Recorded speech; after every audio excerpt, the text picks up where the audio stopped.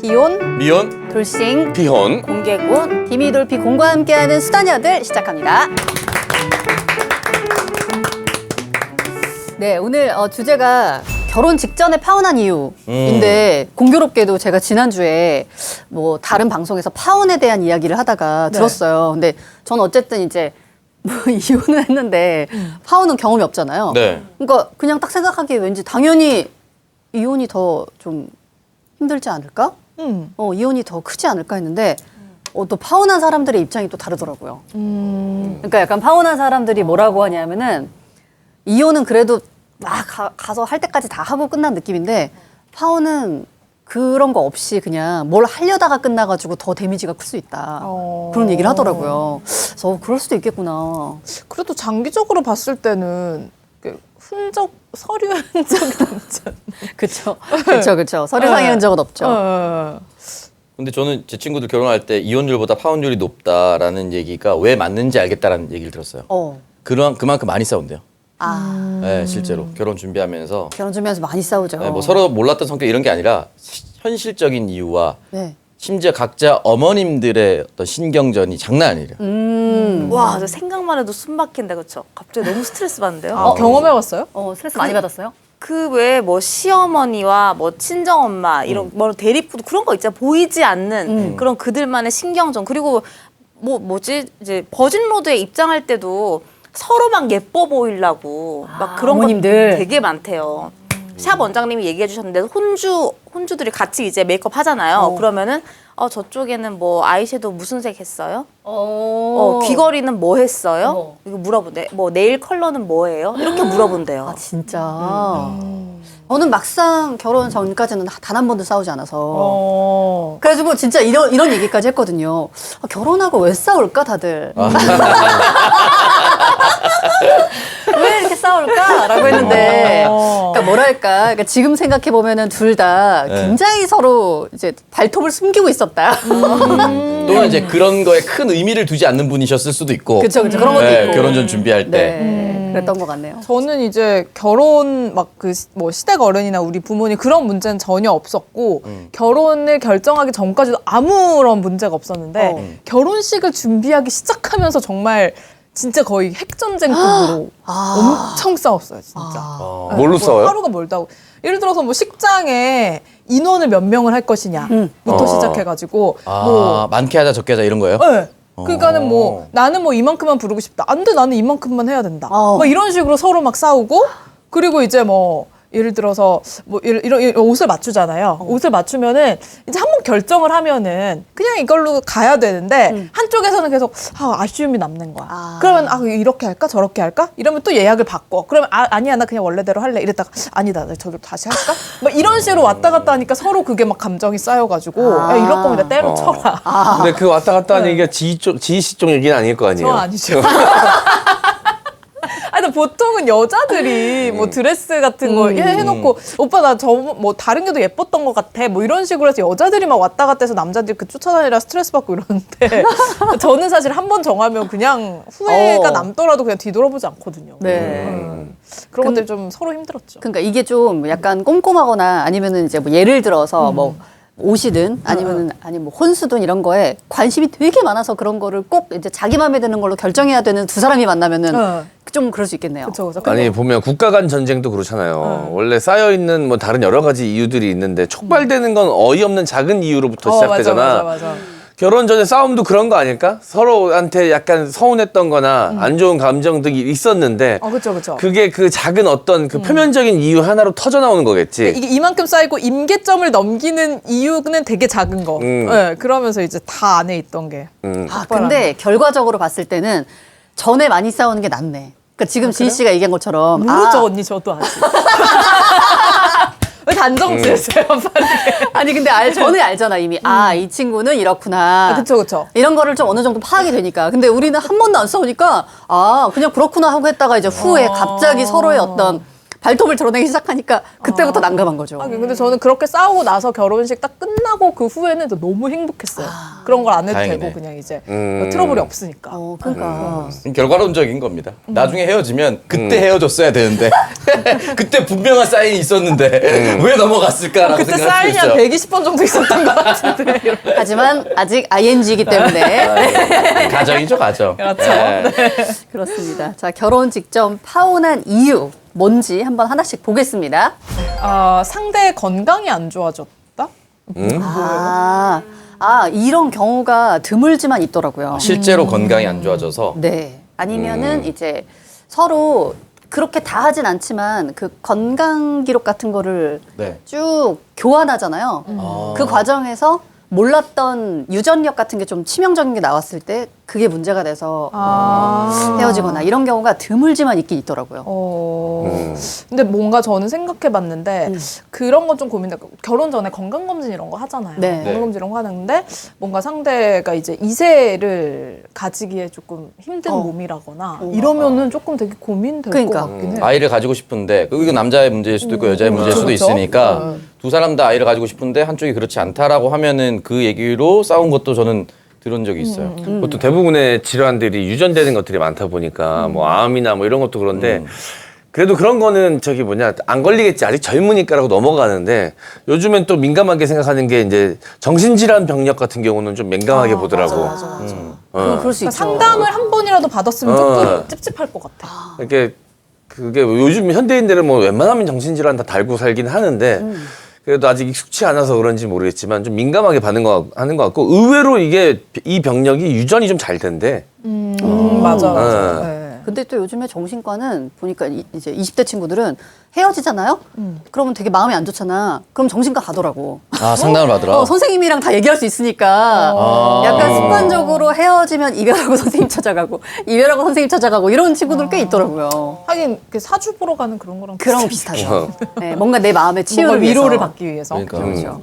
충분히 이해됩니다. 네. 네네. 자, 그러면 또 어떤 이유인지 다음 보겠습니다. 엄마들의 무리한 요구. 이게 뭐 예물 예단 준비하면서 그런 거죠. 맞아. 이거는 진짜 뭐 막 인터넷 뭐 판이나 막 이런 커뮤니티에 엄청 올라오는 단골 소재 중에 하나죠. 이제 친구 얘기 들어보니까 자기는 엄마가 하나인 줄 알았는데 결혼할 때 되니까 엄마가 한 20명 있었다 그러더라고. 엄마 친구들과 동네 아주머니들, 친척들, 갑자기 이모도 엄마가 되고 고모도 엄마가 되고, 예, 온갖 엄마들이 튀어나오기 시작한다 그러더라고. 제가 오프닝 때 그 이혼율보다 파혼율이 높다. 왜 알겠다라고 말해준 그 친구가 이것 때문에 엄청 싸웠는데 뭐 때문에 촉발됐냐. 보통은 뭐 집안 이런 식으로 얘기를 잘 안 하는 편이잖아요. 그러니까 우리 집에서는 혼수나 뭐 예물이나 예단 했으면 좋겠습니다라고 얘기를 하면 되는데 우리 집안은 혼수와 이런 걸 했으면 좋겠다니까 집안의 전통이 갑자기 된 거야. 내 친구는 전혀 그런 걸 못 느끼고 자랐는데 이게 집안이란 단어가 되니까 그 이제 신부 측의 집도 뭐야 우리 집안 족보 없는 집안처럼 생각하는 건가? 라고 하면서 뭐가 붙기 시작한 거지. 우리도 이거 해야 된다. 너네도 그럼 예전처럼 이걸 가져와야 된다. 라고 붙기 시작하면서 시어머니와 장모님이 싸우기 시작하는데 아무 말도 못했대요. 둘이서 얘기하는데. 그래서 그 누구도 잘못하지 않았는데 어머니들의 요구가 시작돼서 그날은 진짜로 깨진 것처럼 상견례가 끝났다고 하더라고. 첫날에 만났을 때는. 만났을 때 심지어 대면 상태에서. 대면에서. 와. 그래서 어머니들끼리 말싸움 붙어가지고 그냥 그대로 헤어졌대요. 아무것도 못했대. 다른 사람들이. 그래서 이런 요구들이 물론 아빠들도 요구를 할 겁니다만 어머니들이 조금 더 디테일하게 요구를 하시더라. 장난 아니에요, 진짜. 저는 이게 엄마들이라고 하잖아요. 아까 어머니가 20명 있었다고 하잖아요. 네. 근데 그런 그 20명, 그러니까 그런 사람들의 휘둘릴 만큼 귀가 얇은, 그러니까 뭐 그게 뭐 장모님이 됐든 시어머니가 됐든 그런 분이 계시다면은 저는 그냥 결혼을 깨는 게 낫다. 왜냐면 그게 결혼 준비에서만 영향을 미치지 맞아요. 않거든요. 그 20명의 어머니들이. 그래서 같이 사는 과정에서도 다 막 뭐 연락을 하네 안 하네, 뭐를 애를 뭐 봐주네 안 봐주네, 뭐 이런 것들 하나하나 다 참견할 거거든요. 그 20명의 그치. 엄마들이. 그러니까 이제 파혼 이후에 올라와 있습니다. 너무 현명한 거죠, 이거는. 네. 그래서 저는 이제 상견례 자리에 가본 게, 제 상견례 한 번 있었고요. 제 상견례 한 번 있었고, 그리고 여동생 상견례 있었는데, 우리 엄마 성격을 내가 잘 알잖아요. 만나보니까 동생 그 사돈 어른, 그러니까 이때 동생의 시어머니는 너무 좋으신 분이더라고. 문제는 우리 엄마다. 그래서 처음부터 끝까지 제가 계속 떠들었습니다. 엄마가 말을 못하게 그냥. 엄마가 입 열나는 멘트로 덮어버리고 그냥. 예. 내가 방송에서도 그렇게 열심히 떠들어 본 적이 없는데, 예. 그때는 또 방송이 별로 없을 때여가지고 일상생활에서 많이 웃길 때거든요. 요즘 방송에서 쓸 에너지 부족해가지고 일상생활에서 말을 안 하는데. 상상에서 말을 안 하죠. 예, 그때는 방송도 별로 없을 때라 에너지 다 쓰고 왔거든. 심지어 서빙하는 아주머니까지 웃기고 왔거든. 아, 그러니까 너, 야, 이렇게 나갈 때 그러더라고. 이렇게 상견례 할 때 분위기 좋은 집이 없다고. 예. 속도 모르고. 그 이유는 우리 엄마가 아무 말도 못했기 때문이다. 근데 그 어머니들만의 화법이거든. 나 이번에 집 이사해가지고 진짜 오랜만에 엄마한테 연락을 해가지고 그래서 새 집을 갔으니까 어머니 한번 오시라고 해서 여동생이랑 왔어요. 근데 어머니가 이제 밖에서 먹는 거 좀 그렇다고 고기를 좀 사오셨더라고. 그래서 이제 엄청 구워 먹었어. 고기 맛있어가지고. 근데 이제 고기 먹으면 바닥에 기름 깔리잖아요. 그래서 고기 구워 먹었더니 바닥이 미끌하네. 그냥 얘기한 거야. 그랬더니 아유 괜히 고기는 가져와가지고 바닥 미끄럽게 만들었네. 이게 어머니들 화법이거든. 혼자 얘기하는. 근데 거기에 여러 가지 의미가 담겨 있거든. 내가 괜한 짓을 했네. 그래서 너희들 또 귀찮고 힘들게 만들었네. 뭐 이런 의미거든. 그것도 풀어줘야 돼 그거. 난 아무 의미 없이 한 얘기인데 다시 한번 느꼈습니다. 진짜 보면 안 된다. 철저히 외면합니다. 바로 부산으로 올라옵니다. 떨어져 사는 장점이. 그렇게 혼잣말인 것처럼 하면서 그런 게 막 나오거든. 근데 이제 결혼할 때 되면 그런 게 한두 가지겠어? 아들을 둔 엄마들은 막상 아들이랑 둘이 있을 땐 이런 얘기를 안 하거든요. 근데 꼭 며느리 앞에서 한다? 뭐냐면은 아들이랑 둘이 있거나 집에 있을 때 한 번도 한 적이 없는 얘기인데 며느리 앞에서 어머 저기 예를 들어서 창석이면 우리 창석이 저기 현빈 닮지 않았니? 그런 얘기는 말도 안 되는 얘기를 며느리 앞에서만 한다니까요. 그리고 좀 안 좋은 말을 하잖아요. 그러면 이제 어머니가 가시고 나서 오빠 어머님 좀 그런 거 아닌 것 같지 않아? 이러면 아들 앞에서는 그러지 않은 어머니니까 하는 말이 우리 엄마 원래 안 저러는데 그러니까. 왜 그러지? 좀 오늘 이상한 거 자기가 좀 참아봐. 우리 엄마 원래 저런 사람 아니야. 그러니까 절대 안 한대. 멘트야 근데 멘트. 이상하게 며느리 앞에서는 뭐 한마디라도 약간 그 아들을 이렇게 잘 키웠다는 뿌듯함 이런 게 생기는 건지 그걸 약간 그러니까 자랑을 해야지라는 의식적인 마음은 아니나 뭔가 그런 이렇게 의식이 기저에 깔리는지 그런 말씀들을 하시더라고요. 경쟁 입찰제가 아닌데 그래도 판돈을 올려봤죠. 어차피 두 사람 결혼하기로 마음을 먹었는데. 이미 했는데도 참 신기한 건 그 잠깐 와 있는 사이에도 우리 엄마가 또 예전 시어머니였던 나의 친할머니 욕을 그 짧은 시간에도 하시고 가시더라고. 그러니까 보니까 그 엄마들도 며느리야. 참 신기한 일입니다. 어떻게 그렇게 되나 몰라. 저는 그러니까. 이제 다른 방면에서 좀 저는 시어머니랑 있는 건 괜찮은데 우리 네. 엄마랑 있으면 좀 불안하고 저희 남편은 자기 엄마랑 시어머니랑 있는 건 불안해요. 각자, 왜냐면 각자의 비밀을 자꾸 막 예를 들어서 애기한테 그냥 머리털이 하나도 없는 게 지 엄마 어릴 때랑 똑같네 이런 식으로. TMI. 그리고 이제 이렇게 우는 게 뭐 아빠랑 똑같네 뭐 이런 식으로 얘기하니까 나의 그런 감추고 싶은 거 계속 말하는 거예요. 저는 좀 약간 역으로 우리 부모님 있으면 불편하다. 누리 시절 얘기 계속. 네, 맞아. 쓸데없이 박지로 살아가고 있는데. 계속. 그래 이런 눈이 쌍꺼풀수술 하면 예쁘다. 야 어머니 최고시다. 미쳐버립니다 정말. 비밀인데. 그 이제 웃기려고 더 이제 웃기려고 오버한다니까. 웃기려고 오버할 수가 있거든요. 그럼 진짜 하지 말아야 할 얘기가 나올 수가 있어요. 맞아. 네, 그 평생 4주 경기 해야 됩니다. 뭐 나중에 뭐 지희 씨도 아들 낳을 수도 있는 거니까. 현도 씨는 아들이 있으니까. 결국 이러다가 이제 다 이 두 분도 다 나중에 이제 시어머니가 될 수 있는 거예요. 나중에. 그렇죠. 되겠지. 그렇죠. 내 아들은 얼마나. 근데 높은 확률로 만만한 시어머니들은 아닐 겁니다. 이 둘 다. 전 진짜 시어머니가 되기 싫어서 둘째가 아들이 아니길 바랬어요.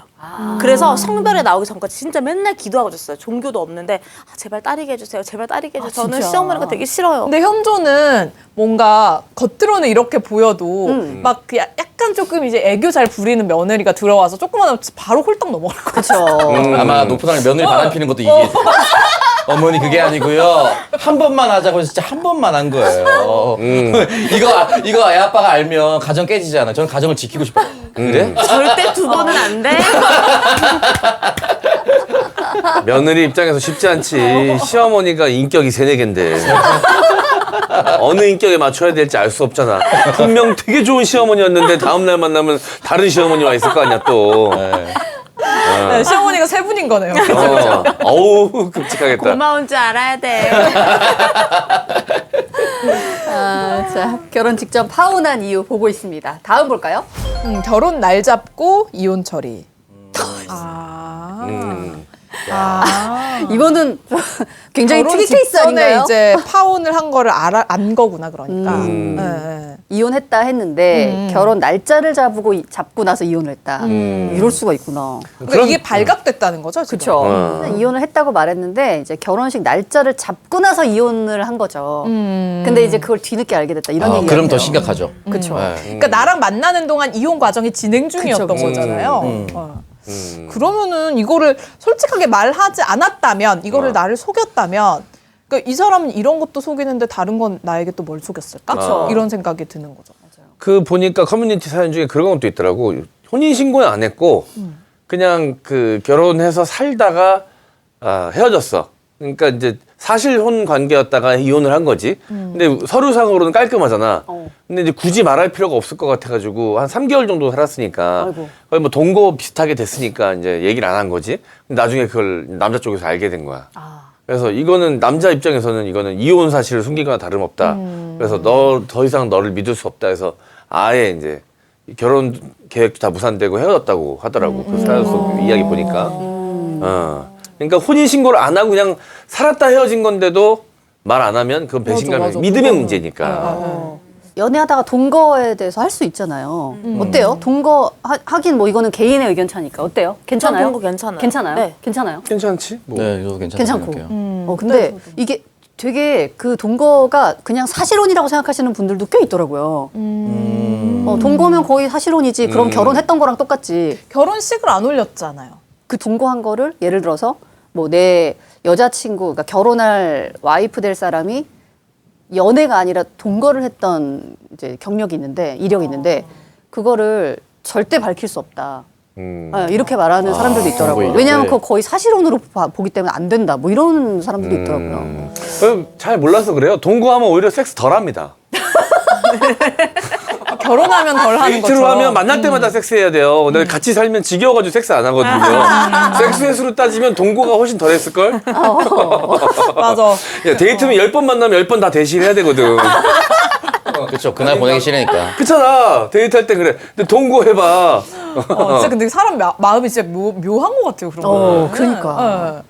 사실 뭐 딱히 달라지는 건 없는데 같이 사는 거랑 둘이 같이 있을 공간이 없어도 대지라는 거랑 맞아. 뭐가 다르다고 그럴까? 네. 거의 뭐 요즘은 연애하면서 뭐 다 거의 유사 동거 상태라고 봐야지. 그러니까 한쪽이 집이 있으면 그럼 거의 거기 그냥- 반동거처럼 네, 하잖아요. 그렇죠, 그렇죠. 맞아요. 근데 이거를 또 그냥 각 잡고 둘이 살림을 합친 거랑 어. 그냥 한 명이 집이 있어서 거기 왔다 갔다 한 것도 엄연히 다르다 이렇게 보는 사람도 있죠. 그것도 그렇죠. 야, 20년 전에 당근 나왔으면 나는 여자친구들 두고 간 물건으로 떼돈 벌었어. 그렇게들 두고 가. 슬금슬금 하나씩 물건이 오기 시작하는데 어느 순간 보면 이제 걔거 다 있어. 화장품 풀세트로 다 와 있어. 아니 헤어질 때 그걸 가져가진 못할 거 아니에요. 아니 헤어질 때 제 친구는 옛날에 보니까 저거 용달 부르더라고요. 야, 진짜 많이 갖다 놓고. 뭘 얼마나 갖다놨는지. 용달식이나 네, 용달 부르더라고요. 그래가지고 야, 뭐 이사를 했었니? 이게 하나둘 짐이 들어오기 시작하는데 스물스물 잠식해 들어오거든. 나중에 자연스럽게 저 작은 방은 내가 써도 되지 이렇게 된다니까. 그건 뭐 그게 연애야 동거지? 동거지. 그냥 택배로 다 보내주긴 하긴 하는데 싹 다 보내줘야 됩니다. 그렇습니다. 하나 남기지 않고. 남겼다가 이제 낭패를 당하죠. 그 다음 분이 왔을 때. 네. 자, 결혼 직전 파혼한 이유들입니다. 잠깐 광고 만나고 다음 순위 이어서 갈게요. 이번에 소개해드릴 광고는 술 마실 때 좋은 친구 술겜입니다. 숙취는 술을 마시면 알코올이 몸에 들어가 분해되면서 생성되는 아세트알데히드 때문에 생기는데요. 이것을 빨리 없애야 숙취가 해소됩니다. 특히 음주 후엔 꼭 한 포 복용하시길 바랍니다. 술겜의 진정한 효과는 음주 후에 발휘된다고 하네요. 음주 후에 술겜 한 포가 정말 중요하겠죠. 술자리 다음날 아침 숙취가 조금 남아있을 땐 공복에 술겜 한 포를 복용하시면 남은 숙취가 말끔하게 사라집니다. 꼭 기억하세요. 음주 후에 술겜 한 포. 선물에도 좋은 술겜은 검색창에서 영한네이처 또는 EJ모를 검색하시거나 전화 031-323-2559, 031-323-2559에서 주문 가능합니다.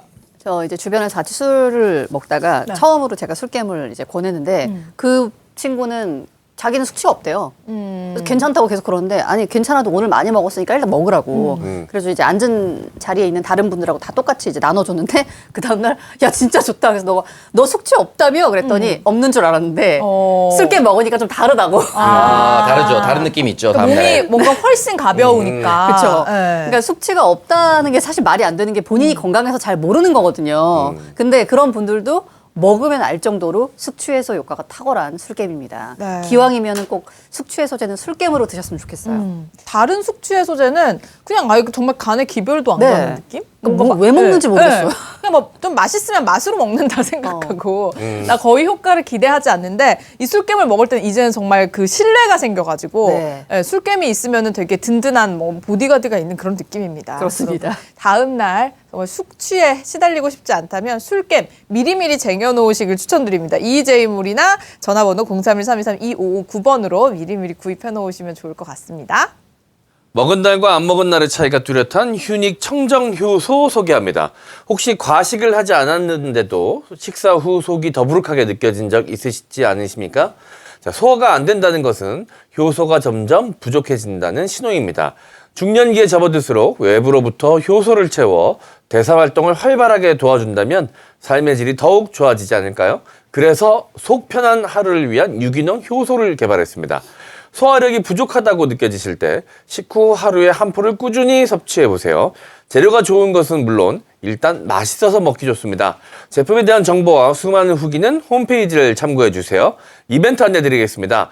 배송 메시지에 이동형 TV 써주시면 2박스 이상 구매 시 맛있는 배지 포유를 증정해 드립니다. 검색창에 휴닉을 검색해주세요. 네. 요즘에 그냥 달기만 한 효소들이 너무 많아가지고 근데 효소가 효과가 좋다고 하니까 너도 나도 만드는데 그냥 막 뭐 설탕이라든지 그런 감미료로 맛을 낸 효소들 진짜 먹으면 속이 너무 더부룩하더라고요. 오히려 더. 그리고 이제 나이가 들다 보니까 양이 주는 건 당연하다는 걸 받아들이면서도 어쩌다가 진짜 맛있는 거 먹고 이럴 때 너무 짜증이 나는 거예요. 맞아. 너무 많이 못 먹으니까 더 짜증이 먹고 나는 싶은데 거예요. 더 못 먹는. 근데 효소를 들고 다닐 때 좀 괜찮은 게 조금 과하게 먹었다 싶어도 효소 먹으면 좀 괜찮아요. 그러니까 막 소화제 정도까지는 아닌데 부담스럽게 먹었을 때 먹으면 확실히 효과가 있는 것 같아요. 맞아요. 네. 그리고 술 먹은 다음날 술겜이랑 효소랑 같이 먹으면 진짜 와 진짜 최고예요. 다시 너무 태어난 좋아, 너무 기분이잖아요. 아, 근데 생각해보면 술 먹은 다음 날도 얼마나 몸에 효소가 부족하겠어요. 그렇죠? 그러니까 술겜이랑 같이 효소를 드셔주시면 우리가 앞에 광고한 술겜과 함께 더블 광고로 네, 효과를 누리실 수 있으니까요. 근데 기왕이면은 박재희 씨가 얘기한 것처럼 뭐 너무 시중에 뭐 값이 싸거나 재료가 좋지 않은 것보다는 특히 이제 역가 수치도 높고 당분이 많이 안 들어간 휴닉에서 만든 건강한 효소로 즐겨보시기 바랍니다. 이번에는 산삼의 대중화를 위해 만든 산삼시대입니다. 이름만 들어도 대중적인 느낌이 들죠. 산삼 순백이 워낙 좋다고 하니까 한번 마셔보거나 선물하고 싶은데 조금 부담이 된다 이런 후기들이 있었습니다. 자, 그래서 만들었습니다. 산삼시대. 7년근 지리산 산양산삼 70%에 도라지 10%, 홍삼 10%, 메가 10%. 이거 외에는 아무것도 섞지 않았습니다. 국산 천연 원료고요. 인공색소, 인공 맛과 향, 잔탄 등 어떠한 합성 첨가물도 넣지 않은 명품입니다. 자, 그런데도 가격은 18만 원에 1+1, 2박스, 여기에 산삼 순백 10병 추가 증정, 산삼 순백 10병 판매가가 8만 원이니까 그걸 빼면 10만 원에 2박스인 셈이고요. 한 박스에 5만 원 꼴. 정말 안 사드실 이유가 없어 보이죠. 산삼 순백 직접 드시고요. 산삼시대는 선물하시기 바랍니다. 산삼 순백을 검색하시거나 전화번호 1666-0045번으로 연락 주시기 바랍니다. 네. 요즘에 이제 뭐 좀 기력이 떨어질 때 네. 기력을 좀 순간적으로 업 시켜주는 제품들을 좀 많이 드시는데 그래서 아르기닌 같은 제품도 많이 먹고 여러 가지가 있는데 그 본인에게 맞는 거를 먹어야 되잖아요. 근데 아르기닌 같은 걸 먹었을 때 좀 안 맞으시는 분들이 있대요. 그런 어떤 성분들이. 근데 그런 분들은 저는 산삼시대 요 포로돼 있거든요. 똑같이. 그래서 이런 거 드셔보시는 거 너무 추천드리는 게 산삼시대도 먹고 나서 잘 받으시는 분들은 한 15분, 20분 정도 지나가면은 네, 이게 혈액순환이 확 되는 확 게 되면서 좀 느껴져요. 반짝하시더라고요. 네. 맞아요. 그래서 요즘에 이제 홍삼 이런 거 날씨 추워지면 주변에 선물 많이 하시는데 홍삼 너무 비싸더라고. 가격이 물가가 올라서 그런지. 그럴 바에 이 산삼 훨씬 더 저렴한 가격이 너무 좋아요, 지금. 네, 박스당 5만 원이니까 사은품까지 다 하면 그러니까 여러분들 산삼 그리고 재료 좋은 재료만 넣어서 만든 이 산삼 시대 드셔보시고요. 아침에 따뜻한 물에 차로 만들어 드셔도 좋으니까요. 산삼의 효능을 여러분들 느껴보시기 바랍니다. 자, 결혼 직전 파혼한 이유입니다. 그 다음 순위 볼게요. 휘둘려서 한 결혼 후회하게 될까봐.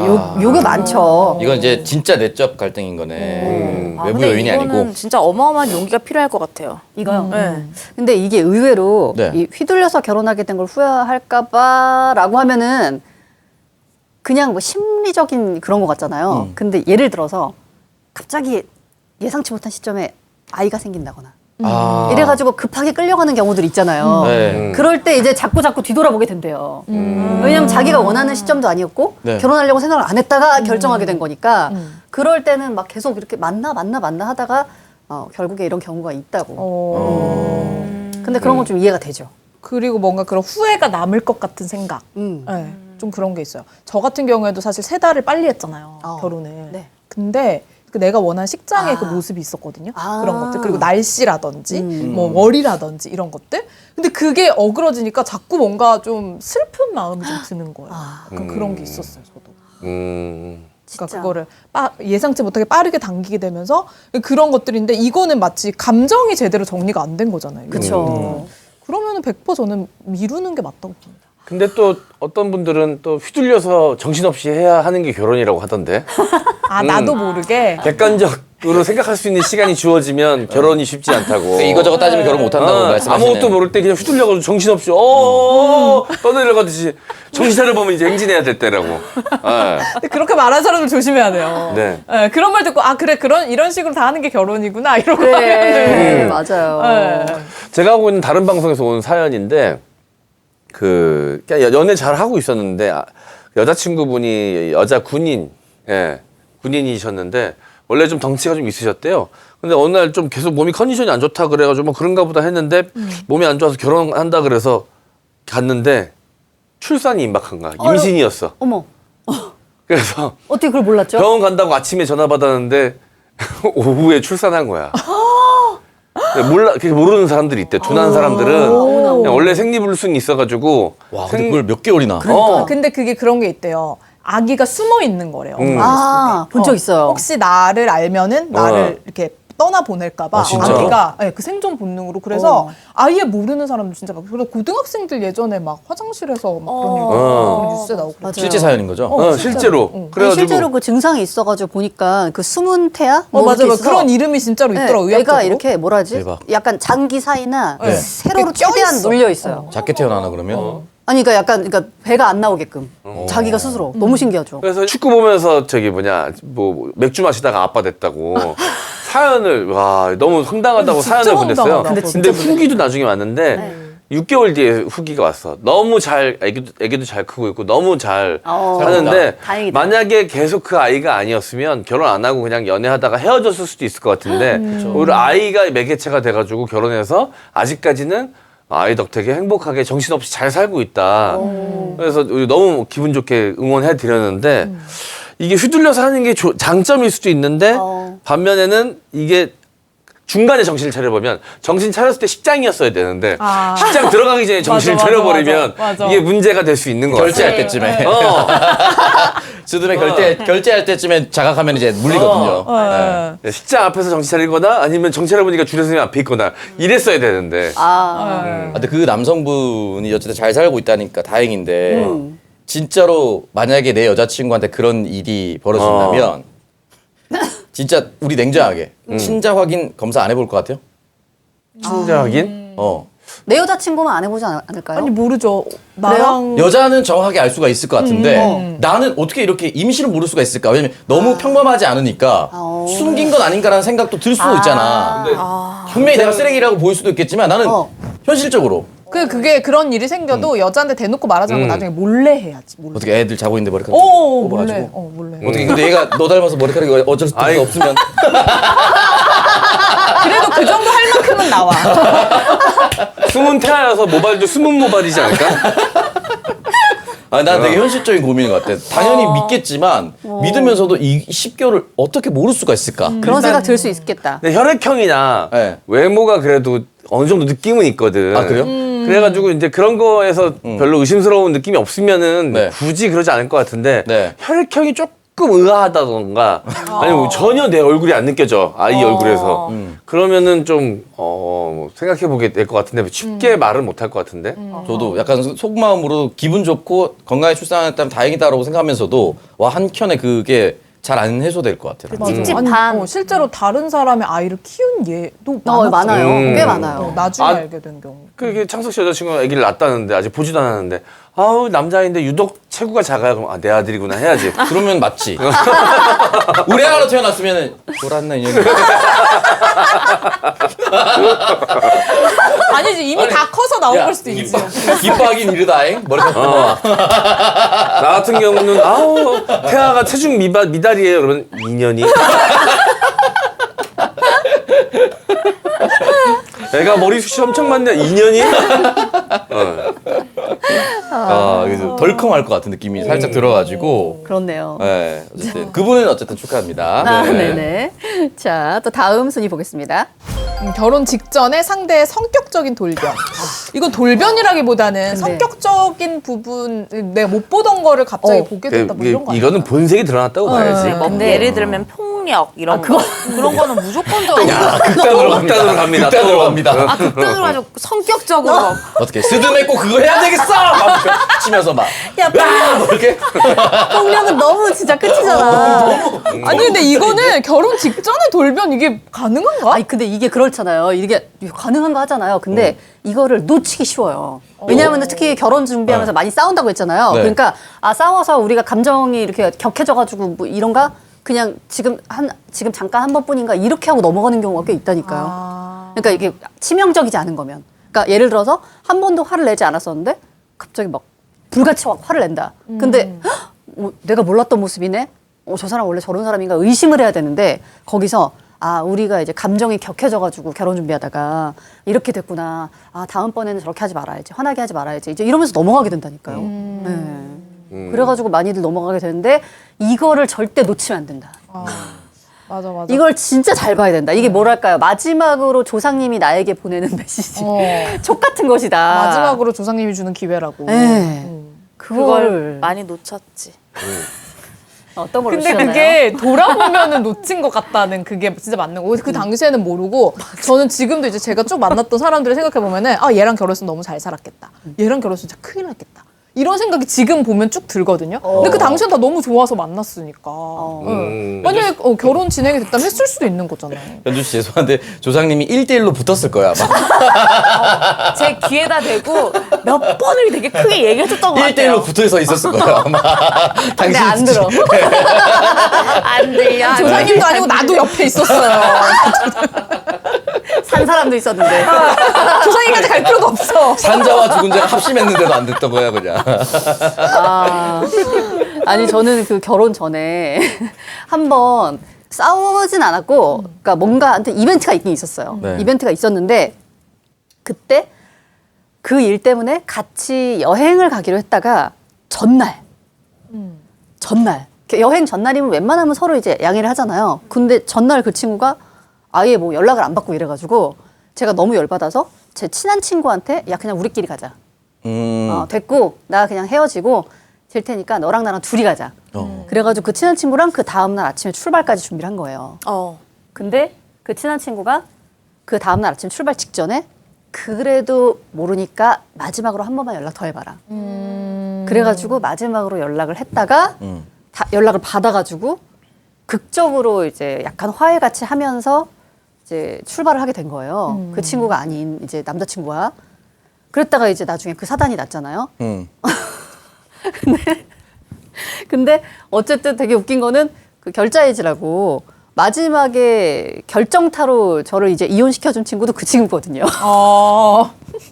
그래서 시작을 했으면 마무리를 네가 하게 되는구나. 약간 그런 얘기를 했던. 네. 사인을 준 친구가 네. 결국 여러 가지 사인을 그랬던 경험이 있네요.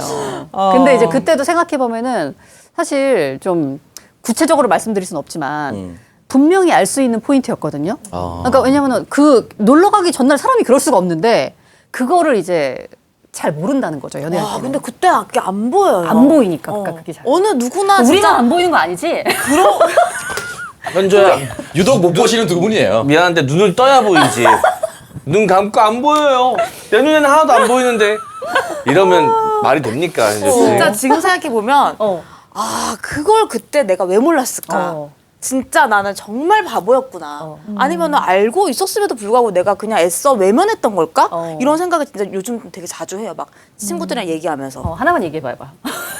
이모 할머니 집 자주 가셨던 그분 있잖아요. 그분 이제 아침 방송 끝나고 섬이랑 막 얘기하다가 막 이제 서로 막 연애 얘기하다가 언니 근데 언니는 마지막 연애가 언제야? 뭐 얘기하다가 야 근데 나는 아무리 생각해 보면 그때 내 생일날 걔가 이석증 걸렸다고 한 거 그거 지금 와서 생각해보면 그거 뻥인 것 같아. 그랬더니 섬이가 하는 말이 그거 이제 알았어? 저는 진짜 이제 알았거든요. 네. 살다 송섬이한테 연애 조언을 듣는 애는 가본다. 지희 씨 기억나시죠? 그때 당시에 이제 우리가 현조 씨 생일날 생일 얘기하다가 갑자기 잠수는 아니지만 어쨌든 안 온다는 거예요. 이석증이라고 아프다고. 그래서 저희는 얘기를 딱 듣자마자 다들 이랬거든요. 근데 이제 본인만 아니에요 언니 진짜 아프대요. 진짜 이석증 때문에 그리고 너무 뭐라는 줄 힘들대요. 알아? 그거 진짜 힘들거든. 그거 진짜 생일이어도 아마 오기 힘들 거야. 막 이러고 있는 못 거지. 일어나. 이석증에 대한 의심을 하지 않고 이석증이 얼마나 아픈지만 찾아본 거야. 얼마나 아픈지 나한테 막 설명하는 거야. 이석증은 실제로 아프지 당연히. 저는 제가 볼 때 이석증이 아니라 병명이 잘못됐어요. 이심증이에요. 마음이 옮겨간 증세입니다. 이심증이에요. 근데 이심증. 진짜 제가 완전 느꼈어요. 오늘 제 생일이 1월이거든요. 오늘 느꼈다고? 오늘 느꼈어. 1년 만에? 거의 1년 만에 느낀 거예요. 이게 너무 무섭다. 진짜. 난 얘가 무서워. 얘가 무섭다. 야 이런 애들이 칼 찌르면 지나가다가 하루 일과 다 끝나. 언제 찔렸지? 이런 애들이거든. 맞다 어제 찔렸구나. 어쩐지 피가 나더라. 오늘 느껴서 다행이네요. 진짜 느꼈어요. 네. 그 당시에는 하나도 안 보여요. 그러니까. 현조 씨 근데- 지금 일어나고 있는 일도 내년에 느끼면 안 돼요. 알겠어요. 이번 주 내로 느껴야 됩니다. 네. 그 쎄한 느낌을 빨리 캐치를 하고 피해갈 사람들은 피해가야 연애에서 상처받거나 뭐 그걸 느끼지 못해가지고 혹 결혼까지 가는 그런 불상사가 없거든. 근데 그런 안테나나 촉이 현조 씨는 거의 없다고 봐야지. 좀 없는 게 아니라 아예 없는 거지 너는. 아니 그 쎄한 느낌이 있긴 있죠. 있긴 있죠. 사람이니까. 그치 있죠. 있긴 있어. 있긴 있는데 그냥 잘못 발동하는 거 아니야? 아니 쎄한 느낌이 있긴 있는데 그냥 좋은 거야. 뭐 흐린 눈 하는 네네네네. 맞죠. 무선 씨는 지금 자기 얘기하는 거거든 지금. 비슷해요 두 분이 증상이. 맞아. 너둠이 없는 개미로 태어난 거예요. 느끼긴 느껴요. 그쵸? 나도. 느끼긴 느껴요. 나도 되게 쎄했거든. 근데 그냥 좋으니까. 네. 넘어가는 거죠. 덮고 가는 거죠. 그 쎄함이 먼저 오면 절대 아무리 예쁘고 내가 꿈꾸던 이상형에 가까운 여자여도 일단 마음이 안 가요. 그래요? 아니, 이래야 되는데. 오, 진짜. 솔직히 말씀드리면 전 어떤 느낌이냐면 쎄한 느낌이 와요. 근데 궁금해. 그래. 그래서 맞지? 쎄한데 묘하게 끌려. 궁금해. 알고 싶어 저거. 맞아. 그리고 그 사람이 내 앞에서 늘어놓는 말이 다 진짜. 맞아. 그러니까 옆에 세물리 애들이 야 쎄하다 이렇게. 저 예전에 이 작가님이 나한테 쎄하다고 만나지 말라고 했던 사람 네네. 있잖아요. 물론 동영이가 결국에는- 누굴 만나도 그렇게 얘기하는데 그건 그렇지만 이 작가님이 한 말이 사실 다 맞았거든요. 근데 그때는 그냥 나도 막 흐린 눈 하나 아닐 거야. 그쵸. 아닐 거야. 그래. 그냥 이렇게 생각. 네, 이런 게 있어요. 남자들은 이제 사귀진 않는데 쎄한 느낌이 들면 한 번만 하는 건 괜찮지 않을까 이제 그거랑 싸우는 거지. 근데 그렇게 했는데 빠져들 수도 있잖아요. 그런 경우는 잘 그래 없나? 한 번 했는데 너무 막 좋을 수 있잖아요. 너무 잘 맞아. 그래도 안 돼요. 계속 생각하면 어떻게 좆될 수 있는지에 대해서 계속 시뮬레이션 돌립니다. 그러니까 이게 이래야 되는데 맞아. 이 쎄한 게 잘못됐을 수도 있다고 자꾸 얘기하는 거야 스스로에게. 그러니까. 뭐 여자와 남자의 차이인가 이게. 근데 이렇게 되기까지 수많은 경험이 있는 시행착오가 거지. 있어야 돼요. 35세 전까지도 저는 무조건 일단은 자는 데까지 갔던 것 같아요. 요즘에는 그 순간을 이겨내는 힘이 있는데 그 전까지는 그런 거 없이 갔고. 근데 요즘에 또 분별력이 없는 거는 새해도 일단 만나는 봅니다. 만나는 것까지 가고 그 이상을 진전을 잘 안 할 뿐이지. 네. 근데 새해 했는데 만나보면 확실하구나. 거의 확실하고 등장했을 때 또는 서로 안 맞다라는 게 등장할 때 딱 실물을 보잖아요. 그 느낌이 와요. 네. 자존심 상하게 상대가 먼저 티를 내는 짜증나지만 나도 알아. 아 이거 안 되겠구나 우리 서로가 연인이 안 되겠구나라는 게 느낌 와. 또는 잘못 건드리면 이건 좆되겠구나라는 게 느낌 와. 사실 이게 뭐 선입견과 종이 한 장 차이인데 스타워즈에서 보면 자막 뒤로 쫙 나가는 거 있잖아요. 이렇게 올라가면서 점점 작아지는 거. 네네. 그것처럼 그 여자의 성격적 특성이 위로 올라갑니다. 이렇게 쫙 뒤로 이렇게. 근데 이게 그 쎄한 게 되게 애매한 게 뭐냐면은 예를 들어서 그 상대에 대한 문제일 수도 있지만 상대의 그 부모님이라든지 이런 가족과의 관계에 배경. 대한 문제의 경우에는 이게 되게 애매해져요. 그건 안 보이잖아. 처음 만났을 때는. 그리고 그게 조금 이제 같이 만나면서 그런 가족들 집안의 문제는 만나면서 알게 되잖아요. 맞아요. 그쵸, 그쵸. 그거는 되게 끊어내기가 힘든데 결혼해 보면은 상대에 대한 문제도 크지만 가족에 대한 문제는 진짜 훨씬 더 큰 부분을 차지하더라고요. 그쵸. 평상시 이건 대화 되게 소재가 안 조심해야 되지. 나 사실 뭐 지금까지 뭐 우리 부모님한테 돈 다 갖다 바치고 있어. 뭐 이런 얘기를 사귀는 초반에 안 하잖아. 아니 심지어 그리고 나는 옛날에 사귈 때 그런 다 갖다 바친다는 얘기는 아니지만 말도 안 되게 부모님한테 돈을 많이 준다라는 뉘앙스를 이렇게 본인이 주변 친구들이라든지 통해서 내가 느꼈음에도 불구하고 뭐 나랑 상관없지 이렇게 생각을 했고. 근데 이거는 결혼을 해본 사람만이 쎄함을 느낄 수 있는 분야인 맞아요. 거죠. 방금 저도 사실 네 얘기한 거예요. 어쩐지 딱 맞는 예시를 하나 했어. 그때도 저는 뭐 오빠들이나 이 작가님이 절대 안 된다고 얘기를 해도 아니 나는 뭐 지금 나 만나는데 상관없는데 이렇게 결혼할 거 생각하고 아니니까? 흐리문하고 그냥 계속 만났거든요. 지금 얼마나 현명한 눈을 가졌습니다. 그럼요. 옆에서 계속 얘기해 주니까. 사실 저도 약간 불안하거든요. 저도 굳이 따지면 지희 씨보다 이쪽이거든요. 나도 잘 모릅니다. 그래. 잘 못 봅니다. 나도 알아. 사귈 그래. 때는 내가 안 보려고 노력하더라고. 힘들어. 가리는 거야 좋아하는 마음에. 그러니까 이게 본인이 스스로 이거 걸러낼 자신이 없어 주변의 의견을 맞아요. 경청하는 네. 게 진짜 중요하다. 특히 결혼은 연애는 맞아, 실패하면 반성하고 그냥 극복하면 되거든요. 맞아, 맞아. 근데 물론 결혼도 극복할 수 있지만 이게 정도의 차이가 좀 크니까. 감당해야 될 몫이 커. 맞아요. 마음의 안대를 벗으셔야 됩니다. 저는 다행히 그래도 그 패밀리의 감각이 좀 좋은 편이어서 지금까지 제가 만났던 여성분들 거의 다 제가 존경할 만한 정말 좋은 분들이고 지금도 안 좋은 감정이 전혀 없는데 그 여자분들이 좆된 거죠. 이제 절 만났으니까. 근데 왜 결혼을 안 했어요 그때? 그러니까 얘기했잖아. 그 여자들이 좆됐다고. 그 여자들은 쎄함을 잘 못 느끼는 사람들이었던 거지. 하지 않을 거라 쎄함을 몰랐구나.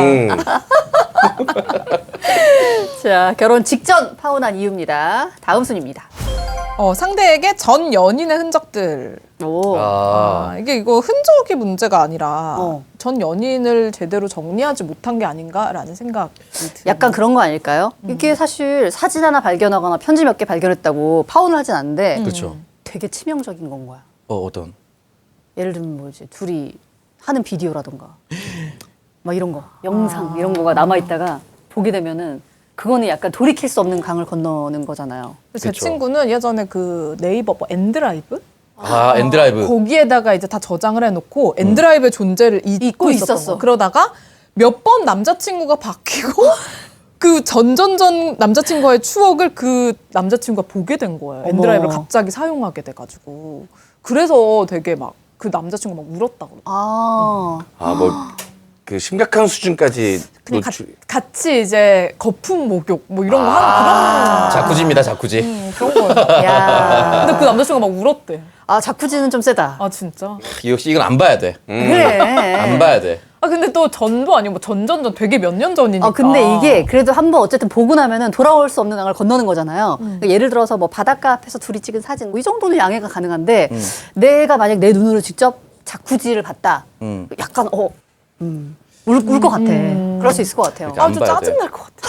그러니까 아니 나 만나기 전에 여러 사람 만나고 연애했다는 거 아니까 당연하죠. 상상의 영역으로 존재하는 것과 내가 구체화할 수 있는 뭔가 시각 자료를 본 것하고는 맞아. 천지 차이지. 왜냐면 뭔가 질투가 나거나 아니면 의심스러운 상황이 생길 때마다 그 영상이 머릿속에 떠오를 거거든. 맞아요. 그거 어떻게 참습니까 그거를? 못 견디지. 맞아. 남자친구랑 예를 들어서 이제 그런 걸 봤다, 사진을 봤다. 잊으려고 하지만 잠자리 할 때마다 생각날 수 있잖아요. 맞아. 그 이미지라는 건 그렇잖아. 언제 어디고 시도 때도 없이 내가 원치 않을 때 떠오르는 거잖아. 그리고 그게 서로 그러니까. 사이가 좋을 때는 괜찮은데 약간 싸웠다거나 둘이 뭐 서로 의심을 할 상황이 된다거나 이러면 막 그쵸. 그게 먼저 떠올라서 막 엄청 괴롭힐 거예요. 그리고 스스로를. 또 반대로 나보다 몸매가 더 좋아. 그러면 더 떠오를 것 같아요, 막. 근데 싸웠을 때는 오히려 그 왠지 다른 남자 거기까지입니다. 오늘은 거기까지입니다. 오히려 더 스릴이 있지 않을까. 아, 근데 저 지인 중에 친한 언니인데 전 연인의 흔적이라고 하기엔 좀 그런데 그 언니가 실제로 청첩장까지 다 돌리고 그 식장도 다 예약하고 그랬어요. 근데 결혼 한 2주 전에 거의 열흘 전에 파혼을 했는데 위약금 다 물고 파혼을 했는데 그 실질적인 이유가 뭐였냐면 언니가 결혼할 오빠가 돌싱이었어요. 돌싱이고 아이가 2명이었어요. 근데 그 돌싱이 된 이유가 와이프가 암에 걸려서 죽은 거예요.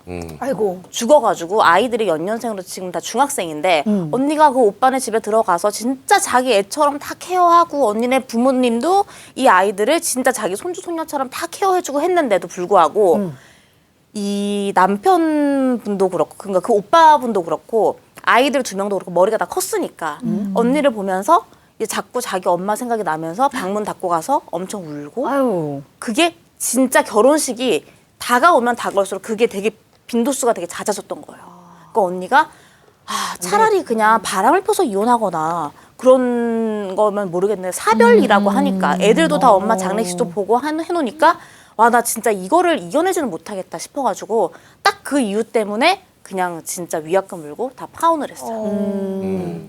마음이 좀 아프지만 그러니까. 그건 또 그거대로 그분이 본인을 위한 선택을 한 거니까 네. 현명했다고 말해주고 싶네요. 아니 그리고 그쪽 그 가족도 새로운 가족을 받아들일 마음의 준비가 안 돼 있었던 거네. 그러네. 어쩔 수 없지. 그건 누구 탓을 할 수 없지 뭐. 네, 맞아요. 마음이라는 게 어디 마음이 마음대로 되나. 근데 그냥 두 분이 인연이 아니었던 거죠. 어쨌든 전 연인의 흔적들은 뭐 사소한 건 괜찮지만 네, 이게 만약에 그리고 현재 진행형일 경우에는 진짜 그러면 진짜 파혼해야 돼요. 이건 100%죠. 네. 가끔 이제 여자친구가 강아지를 키우고 있는데 강아지의 출처가 가끔 의심스러울 때가 있어요. 얘는 어디서 어떻게 데려온 거야? 어디 그냥 아는 사람한테 받았어. 근데 느낌이 또 세. 이게 세물리에 느낌이 세야겠다 오거든. 그럼 그 남자친구가 선물해준 경우가 있어. 있죠, 전 남친이. 그 이름도 그 전 남친이 지어준 이름이고. 근데 그런 거 좀 별로예요? 괜찮지 않아요? 사실 오히려 강아지는 상관없이 그냥 편하게 얘기하는 게 더 나을 수도 있는데. 근데 강아지를 전 남친이 사준 거면은 그거는 좀 얘기를 하긴 해야죠. 전 그쵸. 남친 사줬다. 난 오히려 책임감 있어 보일 것 같은데. 그건 상관없을 것 같아. 네, 물품은 강아지나. 맞아. 뭐 헤어졌다고 해서 파양하고 막 이런. 그건 더 도라이가 맞아요. 그럴 수도 있어. 그렇습니다. 자, 마지막 광고 보고 나머지 순위 보겠습니다. 네, 이번 광고는 건강한 수면을 연구하는 숙면상회의 제주 메밀베개입니다. 사람마다 머리 모양, 경추 높이가 제각각이고 수면 자세도 모두 다르죠. 그래서 잘 자기 위해서는 자기에게 맞는 베개를 선택하는 것이 중요합니다. 깁스한 것처럼 느껴지는 베개 또는 너무 푹신해서 푹 꺼지는 느낌의 베개를 쓰면서 불편하지는 않으신가요? 그렇다면 숙면상회 제주 메밀 베개를 한번 써보세요. 메밀 껍질은 일단 통기성이 좋아 머리에 땀이 많은 분들에게 좋고요. 유동성과 지지력이 좋은 충전재라서 머리 모양과 수면 자세에 맞춰 움직이고 또 지지해주기 때문에 뒤척임이 심해도 편안하고 안정적으로 자세를 잡아줍니다. 숙면상회의 메밀 베개는 순면 소재와 깨끗한 국내산 메밀 껍질만 사용하여 친환경적이고요. 모던한 디자인과 색감으로 침실 분위기를 살릴 수 있습니다. 지금 숙면상회에서는 다양한 색상의 베개 커버도 판매하고 있습니다. 매일 피부에 직접 닿는 베개의 커버는 수건이나 속옷처럼 여유롭게 준비해서 자주 갈아주시면 위생적이고 쾌적한 수면이 가능합니다. 구매는 네이버 검색창에서 숙면상회 검색해 주시고요. 배송 메시지에 수다녀들 또는 이동형 TV라고 적어주시면 향후 구매 시 사용하실 수 있는 1만 원 할인 쿠폰을 드리겠습니다. 많은 관심 부탁드릴게요. 제주 메밀베개를 베시다가 조금 오래 뱄다, 1년 넘게 뱄다 하면은 충전재를 한번 쫙 꺼내가지고 한번 샥 말렸다가 다시 집어넣어서 베잖아요. 느낌이 좀 또 달라요. 네. 약간 좀 더 좀 이렇게 소독된 느낌? 약간 이렇게 더 사각거리는 느낌이 네, 들죠. 약간 그죠? 꼬들꼬들한 꼬들꼬들해지는 그런- 느낌도 있고 더 이게 머리 받쳤을 때 기분이 좋더라고요. 네, 맞아요. 내 목의 모양대로 또 개들이 막 이동하면서 네. 가장 편안한 위치를 잡아주잖아요. 네, 그리고 이거 자체가 되게 살균 되는 효과가 있어가지고 네, 그래서 더 위생적으로 여러분들도 만나보실 수가 있다고 합니다. 베개 커버 같은 것도 여러 개 구입하셔가지고 네. 뭐 하루 일주일에 한 2번 정도 갈아주는 게 최소 2번 정도는 갈아주는 게 좋다고 하거든요.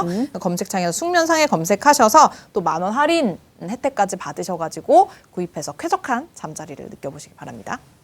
이번에는 홈케어로 완성하는 머릿결 힐로소피 스칼프 테라피 헤어 트리트먼트를 소개합니다. 모발을 부드럽게 보이게 해주는 성분은 바로 실리콘이라는 성분인데요. 이 성분은 자칫 잘못하면 두피의 모공을 막을 수도 있기 때문에 실리콘 없이 손상모부터 탈모 케어까지 하나로 관리할 수 있는 홈케어 트리트먼트를 개발했습니다. 특허받은 HPDCC 컴플렉스 성분으로 모발은 부드럽게, 두피는 건강하게 가꾸는 데 도움이 되고요. 8가지 허브가 두피 피로감을 해소하는 데 도움을 줍니다. 육안으로도 느껴지는 차이, 단백질, 수분, 윤기 3중 보호는 물론 마지막까지 영양감을 선사합니다. 퍼펙트 탈모 샴푸와 함께하면 두피, 모발 완벽 홈케어 가능합니다. 3+1 이벤트 중이니까요. 검색창에 힐로소피 검색해주세요.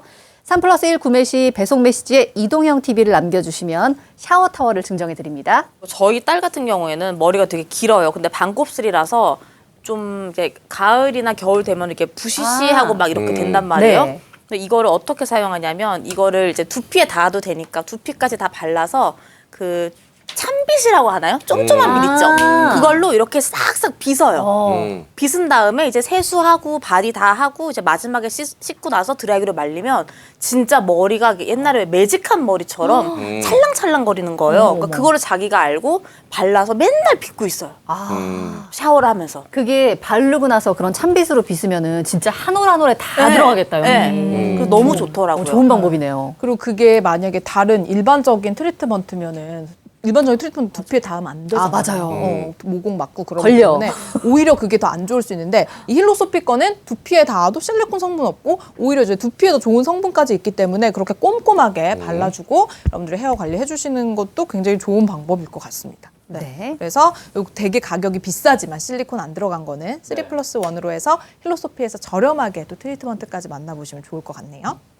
네, 결혼 직전 파혼한 이유입니다. 많은 순위로 가네요. 2위 보겠습니다. 상견례에서 집안끼리의 마찰. 자, 집안이 나왔습니다, 드디어.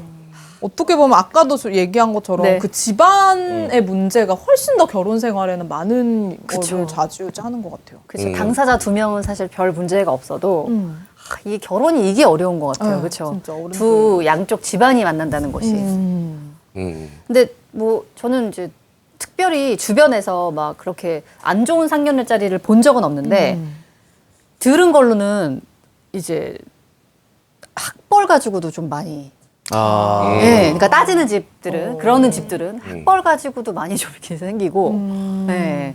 저는 그런 거 봤어요. 한쪽 집안은 되게 이제 여전히 이제 잘 살고 있는 뭐 경제적이라든지 뭐 되게 풍족한 집안이고 한쪽은 되게 잘 살다가 되게 좀 어려워진 그런 네. 집안이었던 거예요.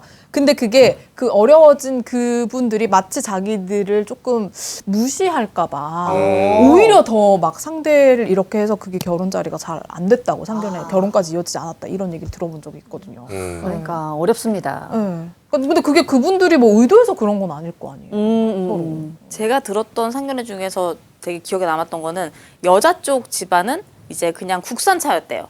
그리고 남자 쪽 집안은 외제차였대요. 수입차. 근데 야 이거 유치하다. 근데 이거 유치하다. 그걸로? 이제 뭐 얘기하다가 아 우리 아들은 이렇게 해서 지금 외제차 타고 그쪽 딸은 국산차 타는데 아이고야. 너무 유치하다. 저희 또래의 저희 어머님 세대들은 대학을 나오시는 분들이 그렇게 많진 않잖아요. 근데도 제 친구의 그 엄마는 숙대를 나오셨어요. 그럼 되게 좋잖아. 학벌 좋은 편이잖아요. 집이 괜찮았네. 근데 이제 상대 쪽 집안은 전부 올서울된 거예요. 근데 상대 쪽 집안 어머님이 이제 뭐 서로 얘기하다가 이제 이쪽에서 저 뭐 학교 얘기가 다 서로 이제 나누게 됐대요. 그런 걸 하는지도 몰랐는데 그래서 숙대에 나왔다고 하니까 그쪽 어머님이 숙대? 숙대가 어디예요? 정말요? 장난이 아니야 진짜로? 진짜로? 난 들어본 적이 없는데 숙대가 어디니? 막 어머. 너무 깜짝 놀랐잖아 그게. 지하철도 안 타는다는 얘기인가? 그러면 숙대 입구 여기 있는데. 그래서 와 진짜 상견례에서 진짜 유치한 사람들은 끝까지 가는구나. 그러니까 유치하게 서로 나오면 진짜 그게 한정 없어. 야 진짜. 서울대 최고 경영 과정이라도 어떻게 들어서 같은 서울대네 이렇게 얘기해. 아니 차만큼 유치하잖아요. 그러니까 왜들 그러나 몰라 정말. 맞아. 이게 유치. 최악의 조합이 학벌 떨어지는데 돈은 많은 집이랑 돈은 없는데 학벌 좋은 집이 붙으면 최악입니다. 이건 진짜 자강두천이거든. 서로 질 수 없거든. 저 돈만 많다고 무식한 집 구석 같은 이라고 많이 배운 뭐해 그지 같은 집 구석. 이제 이러면서 붙기 시작하면 이거는 타협의 여지가 없거든. 그래. 맞아. 그래서 우리 집은 학벌도 안 좋고 돈도 없어요. 깔끔하네요. 네. 네. 깔끔합니다. 예. 입도 뻥끗 못하게 아주 그냥 깔끔한 집안이에요. 예. 근데 이게 진짜 서로 막 너희 부모님 우리 부모님 이러면서 싸우기 시작하면은 그건 진짜 파탄 게 아니면 답이 없는 것 같더라고요. 그러니까 그리고 생각해 보면은 사실 그분들도 지금 얘기에 이제 올라오신 분들도 평상시에 뭐 어디 가서 그러겠어요, 그죠? 맞아. 근데 꼭 왜 상견례 가서 이러냐고 자중해야 됩니다. 자 그러면은 결혼 직전 파혼한 이유 1위 보겠습니다. 상대의 우울증. 이거는 뭐 이게 또 의외로 많은가 보다. 이게 입이 블루베리지 말고 그냥 우울증이 그냥 오는 거예요? 우울증. 근데 이건 좀 심각한 우울증이어야 되겠다. 파혼 이러려면은. 이 우울증은 상대방한테 전염되거든. 맞아. 이게 옆에서 힘들게 케어해주다 하죠. 보면 나도 우울해져요. 맞아요. 그게 너무 힘든 거야. 내가 그 후배 결혼식 갔다가 너무 예쁜 분을 딱 봐가지고 전에 얘기했었나? 그래서 소개시켜달라 그랬는데 그때 남자친구가 있다 그래가지고 까먹고 있었는데 한 4년인가 5년 있다가 오빠 옛날에 기억나요? 나한테 소개팅 해달라고 했던 거? 그 친구 남자친구랑 헤어졌는데 해보실래요? 그래서 만났어. 근데 여전히 예쁘더라고. 너무 예쁜 거야. 근데 그 친구가 우울증이 있었어요. 그래서 처음에는 사랑으로 극복 가능할 줄 알았지. 병원도 같이 가고 그 케어해주려고 내가 최대한 노력을 했는데 내 인생이 점점 글루미해지기 시작하는데 감당이 안 되더라고. 갑자기 분명히 잘 만나고 헤어져서 다음 날은 각자 스케줄 하기로 했는데 막 전화 와서 울어. 내가 그걸 케어해 주는 게 너무 힘들더라고. 이건 안 되겠다. 맞아요. 생각이 딱 들더라고. 근데 우울증은 진짜 이거는 사실 제가 뭐 겪고 있기 때문에 말씀드릴 수 있는 건데 이건 완치는 없거든요. 그러니까 이거는 상대방이 어떻게 해줄 수가 없어. 본인이 되게 관리를 잘해야 되는 거고 저도 이제 선생님한테 처음 20대 때 가서 상담을 받을 때 들었던 얘기가 이거는 완치가 없는 거니까 본인이 누구보다 잘 관리를 하셔야 된다. 근데 우울이 계속 우울한 게 아니에요. 이게 회기라는 게 오거든요. 괜찮다가 우울 회기가 그냥 와요. 이벤트 없이 그냥 오는 거예요. 그 사람마다 다 다르고 때에 따라 다른데 근데 그 우울 회기가 올 때 본인이 왔구나.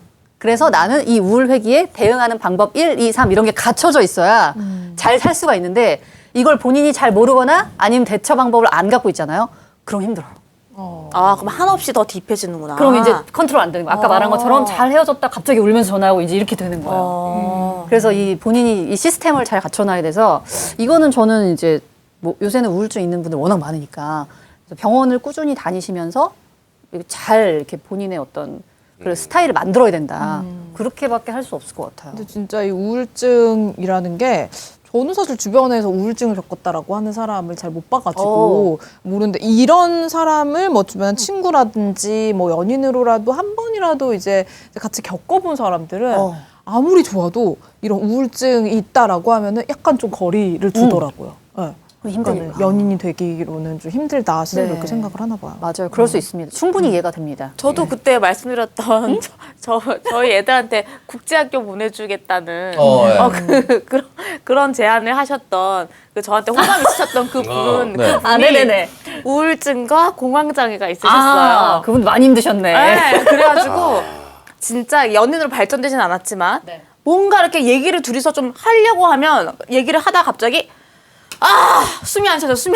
약 갖고 와. 이러면서 막 가방에서 약을 쳐서 약을 먹고 이제 이게 바로 진정되는 게 아니라 물을 한참 먹고 왔다 갔다 나갔다 담배도 피고 돌아갔다 산책도 하고 뭐야 얘기를 하고 이제 2시간 있다가 다시 얘기를 하재요.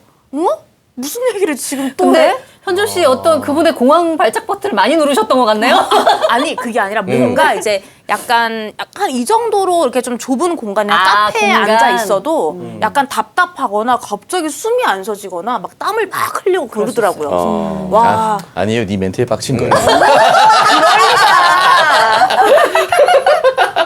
내가 보니까 많이 눌렀어.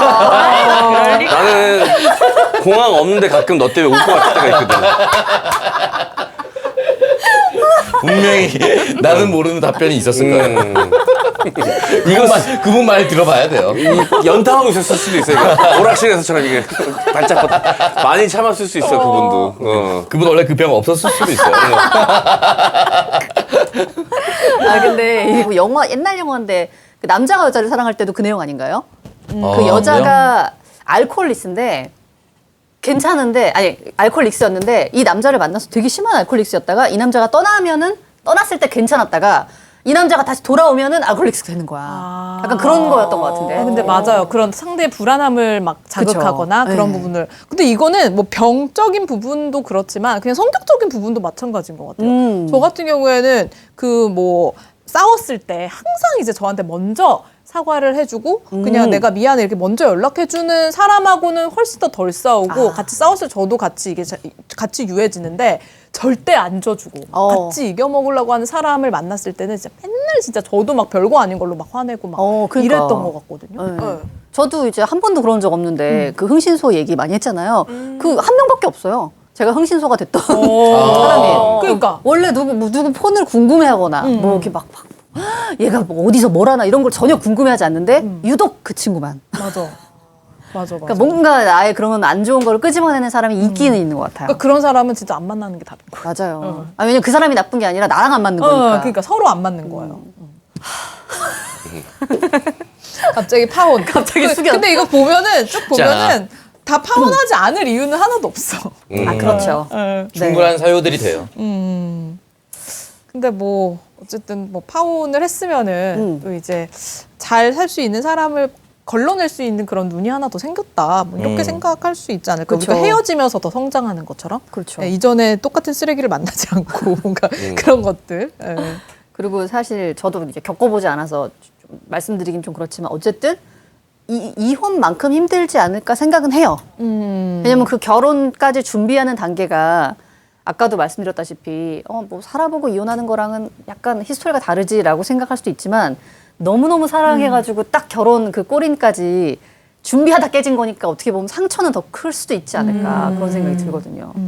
근데 지희 씨 얘기한 것처럼 어쨌든 파혼까지 가게 된 거는 그 사람하고 나는 아닌 거니까 네, 천만다행인 걸로 생각을 하는 게 맞겠죠. 네, 나랑 더 잘 맞는 사람을 만나기 위한 과정이다. 네. 뭐 그렇게 생각을 합니다. 그렇습니다. 자, 결혼 직전 파혼한 이유에 대해서 이야기를 나눠봤고요. 저희 또 다음 주에 어떤 주제로 이야기를 나누게 될지 월요일엔 좀 나왔으면 좋겠어요. 네. 항상 여기 와서 이제 이걸 보거든요. 네, 발등에 불 떨어져 하면서 보잖아요, 그죠? 진행하면서. 네, 여러분 함께하고 싶은 재미있는 주제 생각나시면 댓글로 많이 참여해 주시기 바랍니다. 네, 주제가 고갈되어서 정말 쥐어 네네. 짜내고 있거든요. 여러분의 도움이 필요합니다. 아래 메일 그렇습니다. 주소 나가고 있으니까요. 여러분 많은 이야기 보내주시면 감사하겠습니다. 네, 그럼 저희는 다음 시간에 인사드리겠습니다. 고맙습니다.